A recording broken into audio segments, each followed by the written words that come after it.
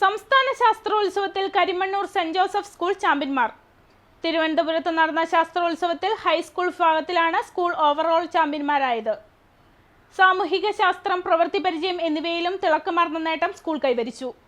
സംസ്ഥാന ശാസ്ത്രോത്സവത്തിൽ ഹൈസ്കൂൾ വിഭാഗത്തിൽ Karimannoor saint Joseph higher secondary school overall championship നേടി. സാമൂഹ്യ ശാസ്ത്രമേളയിൽ ഹൈസ്കൂൾ വിഭാഗം ചാമ്പ്യൻ പട്ടവും, ശാസ്ത്രമേളയിൽ ഓവറോൾ ഫസ്റ്റ് റണ്ണറപ്പും, ഹൈസ്കൂൾ വിഭാഗം പ്രവൃത്തി പരിചയമേളയിൽ 4ാം സ്ഥാനവും സ്കൂൾ സ്വന്തമാക്കി. ഇതോടൊപ്പം ശാസ്ത്രമേളയിൽ അധ്യാപകർക്കുള്ള ടീച്ചിംഗ് എയ്ഡ് മത്സരത്തിൽ വിദ്യാലയത്തിലെ ഫിസിക്കൽ സയൻസ് അധ്യാപിക സീന സ്കറിയ എ ഗ്രേഡ് നേടി. ശാസ്ത്രോത്സവത്തിൽ പങ്കെടുത്ത എല്ലാ ഇനങ്ങൾക്കും സ്കൂൾ എ ഗ്രേഡ് സ്വന്തമാക്കി. സംസ്ഥാന തലത്തിൽ ഏറ്റവും കൂടുതൽ എ ഗ്രേഡ് നേടിയ ഹൈസ്കൂളും കരിമണ്ണൂർ സെന്റ് ജോസഫ്സ് ആണ്. പങ്കെടുത്ത മുഴുവൻ വിദ്യാർത്ഥികളെയും school manager reverend doctor Stanley പുൽപ്പറയിലിന്റെ അധ്യക്ഷതയിൽ ചേർന്ന യോഗം അനുമോദിച്ചു.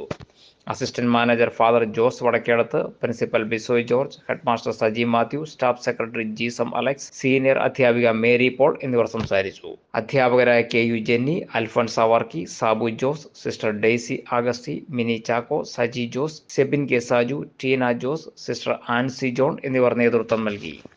സെന്റ് ജോസഫ് സ്കൂളിന്റെ യശസ്സും പ്രശസ്തിയും ഈ കരിമണ്ണൂരിൽ മാത്രമല്ല, ഇടുക്കി ജില്ലയിലല്ല, കേരള സംസ്ഥാനത്ത് മുഴുവനും, സംസ്ഥാനത്തിന്റെ നെറുകയിൽ തന്നെ കരിമണ്ണൂർ സെന്റ് ജോസഫ് സ്കൂള് കസേരയിട്ടിരിക്കുകയാണ്.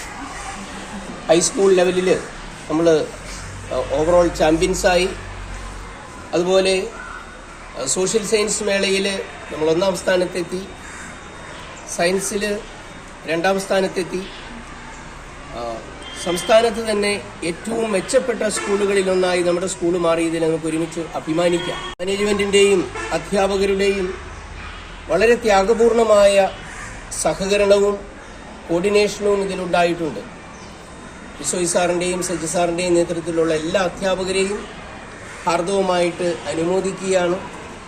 അതുപോലെ തന്നെ നിങ്ങളെ പ്രോത്സാഹിപ്പിച്ച് വേണ്ടത്ര ശ്രദ്ധയും കരുതലും നൽകി നിങ്ങളെ ഈ മത്സരങ്ങളിൽ പങ്കെടുപ്പിച്ച നിങ്ങളുടെ മാതാപിതാക്കന്മാര്. എന്റെ കാഴ്ചയ്ക്ക് ചില ബുദ്ധിമുട്ടുകൾ അനുഭവപ്പെടാൻ തുടങ്ങിയത് ഈയിടെയാ. ആദ്യം ടെൻഷനായി. മകളാ പറഞ്ഞത് അഹല്യയിൽ പോകാൻ. അഹല്യയ്ക്ക് 30 വർഷത്തെ പാരമ്പര്യവും വിശ്വസ്തതയുമുണ്ട്. അഹല്യയിലെ വിദഗ്ധരായ ഡോക്ടർമാരുടെ ചികിത്സ കൊണ്ട് എനിക്ക് എന്റെ കാഴ്ചശക്തി പൂർണ്ണമായും തിരിച്ചു കിട്ടി. ഇപ്പൊ എനിക്ക് ഈസിയായി വായിക്കാം. നേത്ര സംരക്ഷണത്തിന് നമ്മുടെ Ahalya. Ahalya foundation eye hospital, കേരളത്തിൽ എല്ലായിടത്തും.